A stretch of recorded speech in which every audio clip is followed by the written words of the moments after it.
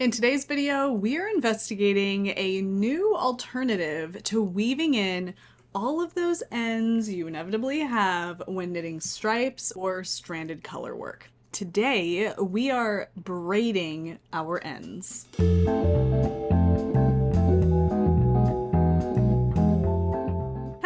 Hello, and welcome to the Wool Needles Hands Knitting podcast. My name is Taylor, and I will be your host.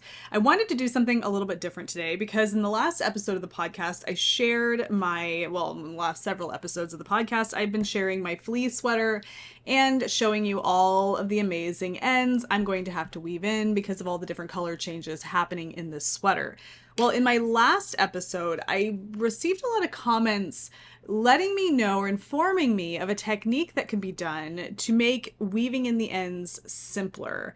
And that is essentially French braiding them or braiding your ends down the seam of the sweater. Now, it sounds kind of unusual because I think that it is rather unusual when I just say it like that. And when I was reading the comments, I had a hard time understanding what it was that people were referring to when they were saying to braid my ends. And so I thought what we would do today is investigate this a little further and watch some of these videos on Instagram of people braiding their ends. And I would kind of watch it with you, and then I would take a stab at it myself with my sweater. Now, I just want you to know I've watched one Instagram reel that was very short, and I had to watch it with no sound, and I had to watch it in the car. So I didn't get a chance to really digest all of it, of a person doing this. But other than that, that's the only exposure I've had to this technique, and I've not tried it myself. So what I do here today is by no means a tutorial. It's just more of me investigating this with you and suggesting that if it should be something that interests you, you should go seek out the proper tutorial. Okay, so this is just kind of an opportunity for us to dive into this together, if you will. So what I want to do is go onto my computer and find some of those videos that show people braiding in their ends and watch it with you guys and kind of chat a little bit about what's happening there. And then, like I said, I've got my camera set up over here. I am going to try with my ends that I have here, braiding these and seeing how it works. So let's do it. Let's dive in and see what we can come up with. I feel like my glasses are a little smudgy today, so you're gonna have to pardon me. Okay, I'm gonna record my screen. We're gonna jump in here together. Okay, I found the link that I was looking for. This is Andrea Gaughan's Instagram, and I actually I commented on this because I thought it was amazing. But this is the video. I wonder if I can I want to add some sound to this.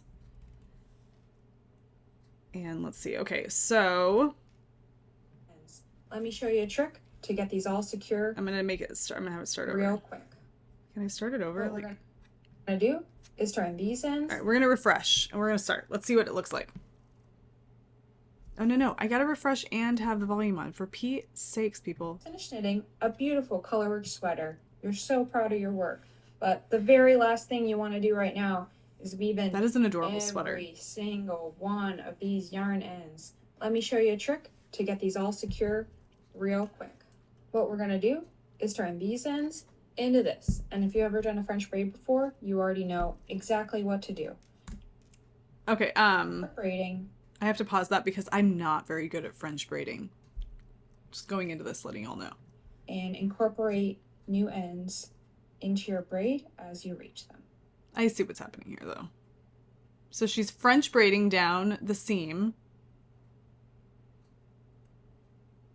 It looks like she's holding some of those ends. Oh, well, yeah, you have to hold them together. Once you've incorporated the very last end into your braid, you can just tie the ends together in a double knot. And every single one of those ends is now very secure. And from the right side of the fabric, you'd never, ever know. You just finished knitting a beautiful colorwork sweater. We're going to watch it one more time. Proud of your work. But the very last thing you want to do right now is weave in. That's adorable sweater. Funfetti. Every single one of these yarn ends. Let me show you a trick to get these all secure real quick. What we're gonna do is turn these ends into this. And if you've ever done a French braid before, you already know exactly what to do.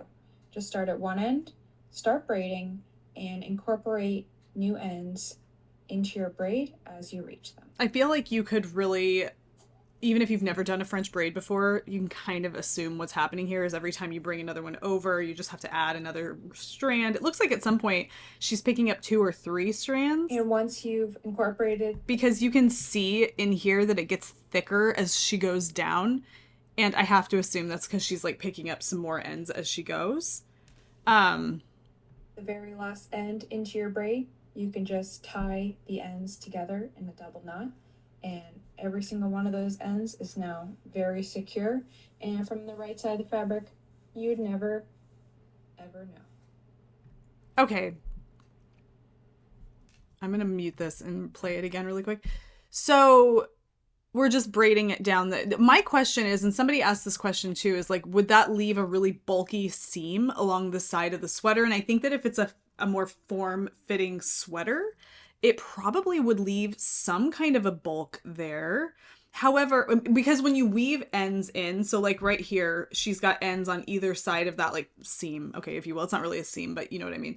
She has ends on either side of that. If she were to weave all of those in separately, she would be weaving them away from that for the most part, and they would all be kind of spread out along that portion of the sweater, so there wouldn't be real concentrated areas of bulk.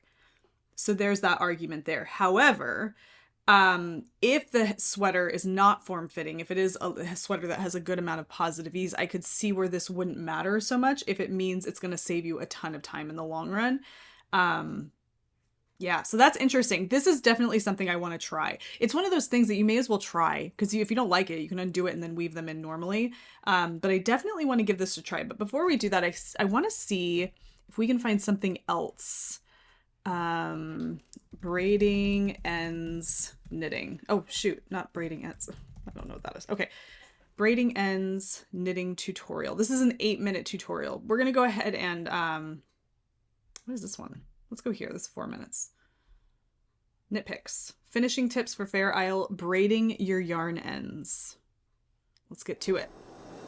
If you're working in colorwork and changing your colors often, it's a pretty good chance you're going to end up with some yarn spaghetti on the inside of your work. Now that looks like an awful lot of yarn ends to weave in, but there is an alternative. You can braid them. That looks really bulky to me. And that's heavier yarn. I get it. This is actually really simple. This area right here looks quite bulky to me. I don't know how I feel about that. And for one thing, it preserves a little bit of extra yarn in case you get a hole there. You know, you'll have a little bit left over of every color. It preserves a lot of extra yarn.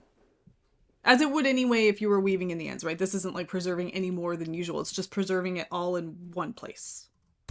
It's fast, and it actually doesn't get in the way as much as you might think so. This does kind of look like a lumpy seam, but eventually it'll just sort of work its way into the fabric of the garment. It's not, it doesn't interfere with the stretchiness, and you can see it's a little bit off the surface. And it's just a really fast and easy way to take care of multiple yarn ends.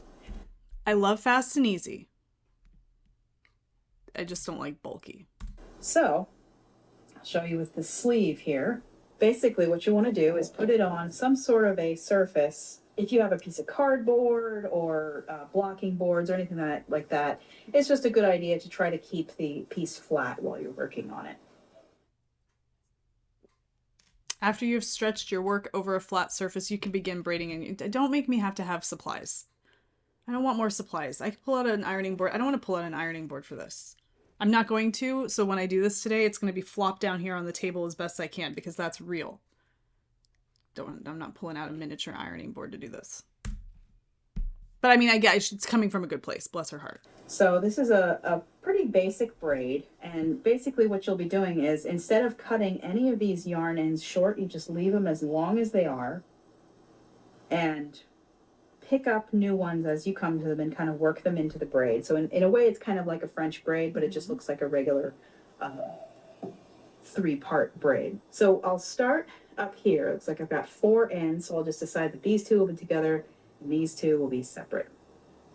So you just start braiding, just a very normal way. Try not to get it too tight. And as the braid works its way down to other strands of yarn hanging out there, you just sort of add them in. And in this case, since I have one part of the braid that has 2 strands and 2 parts of the braid that have 1, I'll add these parts in to the parts of the braid that have 1. So all 3 will have 2 strands after this. I can see where if you're not really paying attention to how you're adding your strands, that you'll have inconsistency when it comes to the bulk of this particular seam of ends. So I can see where it would be important to kind of pay attention to how you're doing this. Again, though, I mean, this is considerably faster.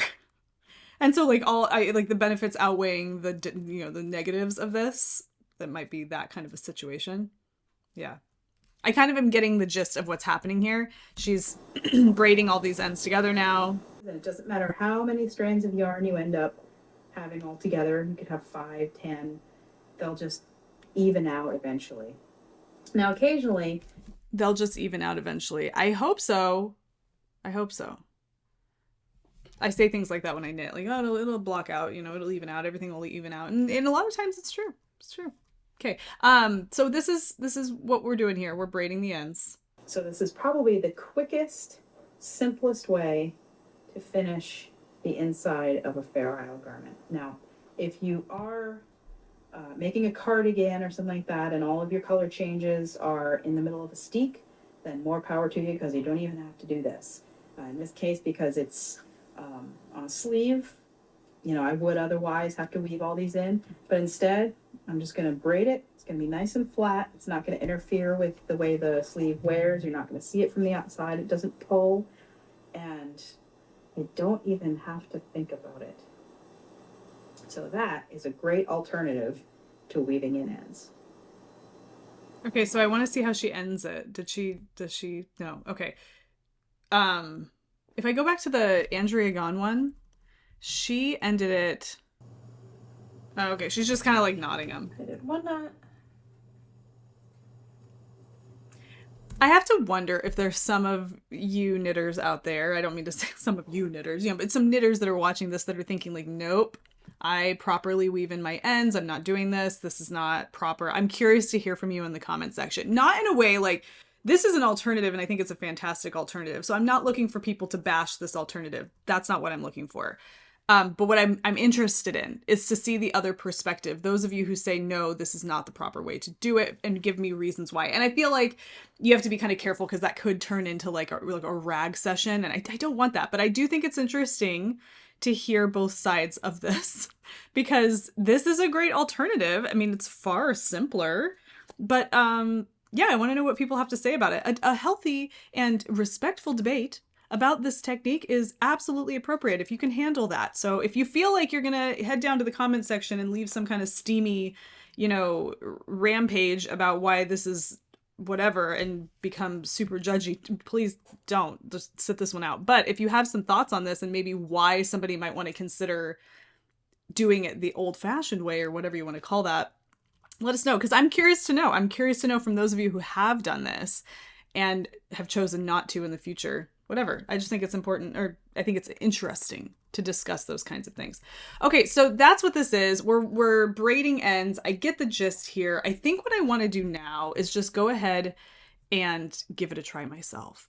And the way that I'm going to do that is right over here on my table. I have my camera set up like I mentioned, and I am going to just film myself braiding my ends. I'm going to leave my computer here because I want to be able to see what I'm doing. Okay, so here is my sweater.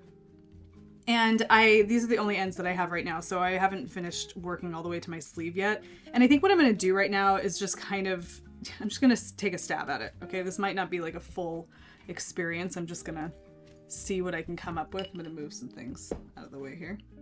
I have my computer right here just so I can watch if I need to. I don't think I'm gonna need to. I kind of have an idea of what we're doing. Okay, so I'm thinking I need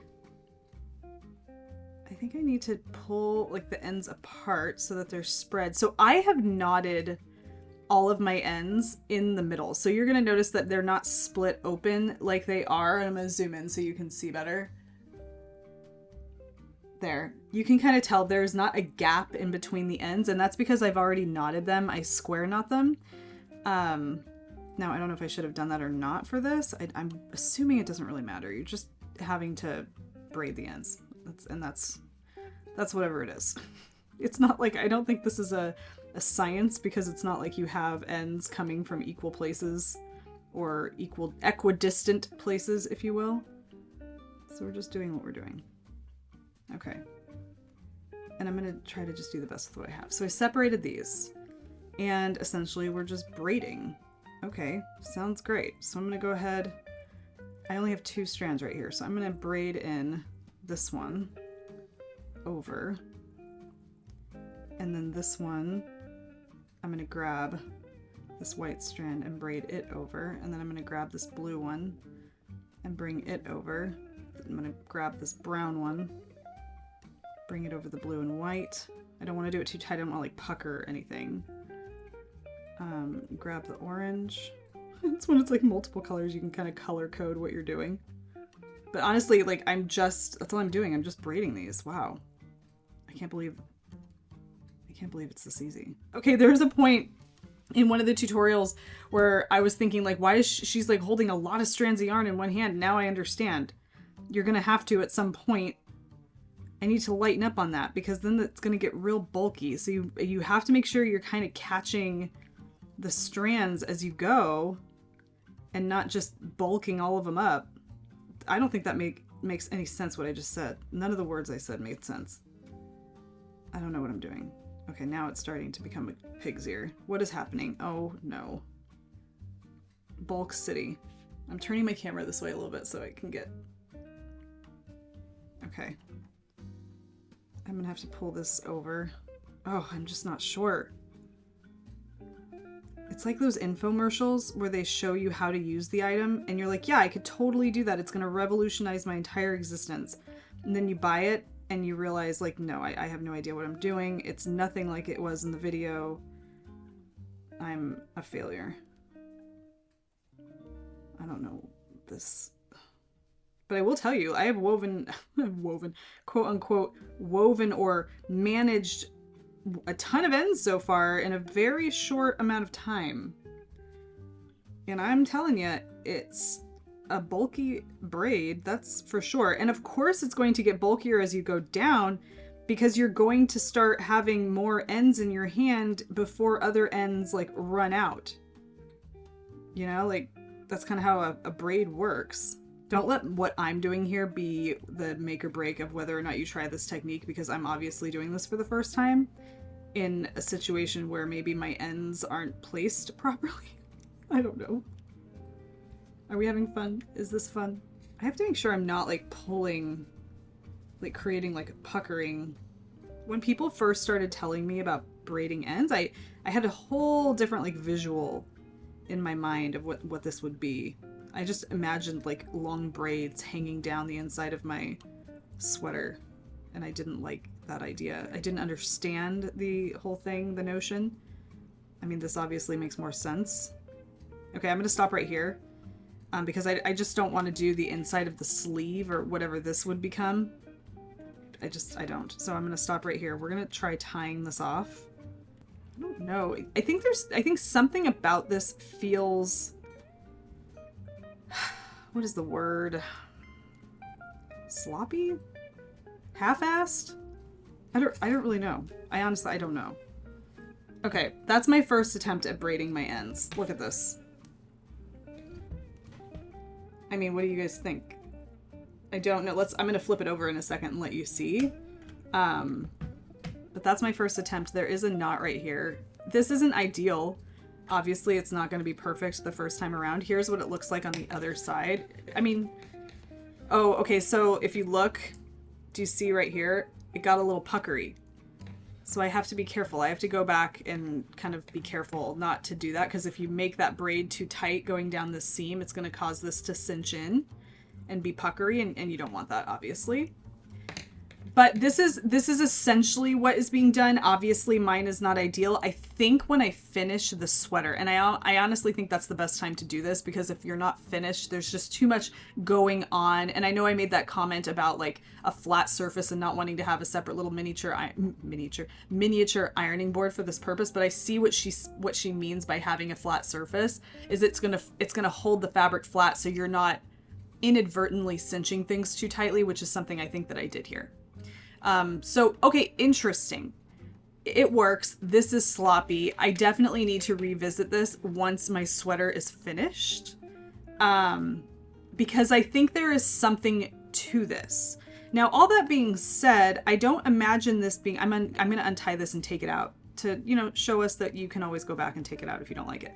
But I think there's something to be said about this being kind of, I don't like to use the word sloppy, but, kind of lumpy and bumpy and maybe not ideal in some cases. And I trimmed these ends, by the way. I trimmed them because I wanted them to be all of similar lengths because I thought maybe that would matter. And the second video that we watched, she made that comment about how it doesn't really have to be like that. You can just kind of let them be as long as they are. But yeah, so I mean, it's going to get thick. You're going to have like a thick braid running down the seam, especially depending on how many colors you're weaving, how many ends you're weaving, and the thickness of the yarn, obviously. In this case here, it got kind of chunky. I'm going to do this again. We're going to revisit this again in a part 2 when I'm finished with the sweater, down the road. And that way I can really lay the sweater out flat and we can really kind of see and tackle this process a little better. I don't know. Am I giving it a fair shake? Maybe I need to try again? I wonder. I'm going to try this. I'm going to try one more time. Okay? Let's see.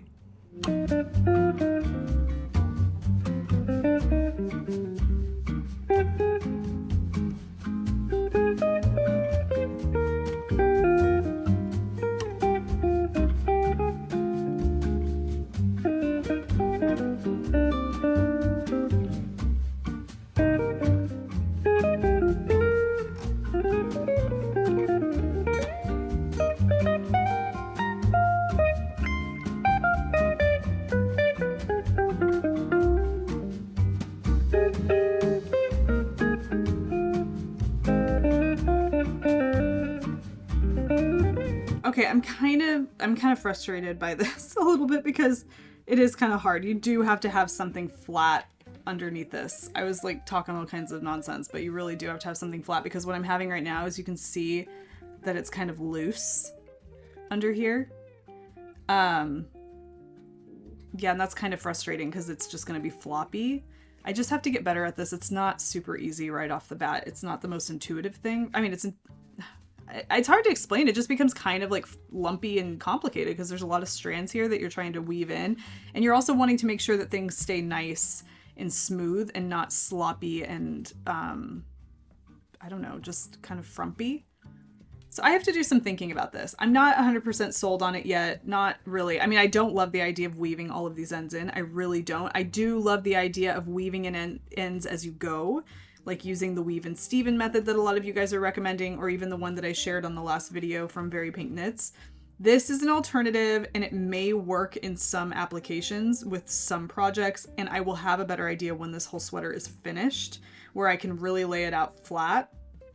But from what I'm doing right now, it is definitely one of those things where you just want to make sure that you're not causing it to pucker very much. This is just my first impressions. So we shall see. But I'm not 100% sold yet, but at least, that was my first shot. Okay, we're back. I feel like I gave it the old college try. I have it here. I took it out, okay? Like I showed on the video, I took it out. Yeah, so it is kind of tricky in terms of like having the cord in here still and trying to work on the raglan seam ends because you really do have to get that to lay flat. And so that like ham hock thing that she was using, or that little mini ironing board thing that you use when you're like sewing or whatever, that thing is, I could see where that would be helpful. I don't really want to have to do something like that, but you don't want this to pucker with all of the different ends being woven in. Yeah, so I don't know. I mean, I don't know. Like I said, we shall see. I will know more when the sweater is finished and I can really, but I'm kind of tempted to from here on out employ that like Weave and Steven technique, which I watched a video on that last night, which it makes a ton of sense, or like something like the Very Pink Knits, which is similar. Yeah, so I don't know. That was my first stab at this. Somewhat of a first impression. considering that my sweater is partially done, but I really just wanted to kind of dig into this a little bit so that you knew it existed, and that it's a thing, and maybe it'll inspire you to dig around some more, and maybe you have a sweater of your own that you're waiting to weave the ends in on, and this might be the answer for you. So we shall see. I'm excited to hear what you guys have to say about that. Let me know what you think, what your experience has been in an ideal circumstance. I feel like this is less than ideal because, like I said, sweater's not finished. But let me know. It's a fun conversation to have down in the comment section of the video. And in the meantime, thank you guys so much for taking the time to hang out with me today. I hope you are having a great start to your weekend, and I will see you guys on the next episode of the podcast. Happy knitting, happy making, happy whatever it is that you're doing. Take care, be well, and I will see you soon. Bye.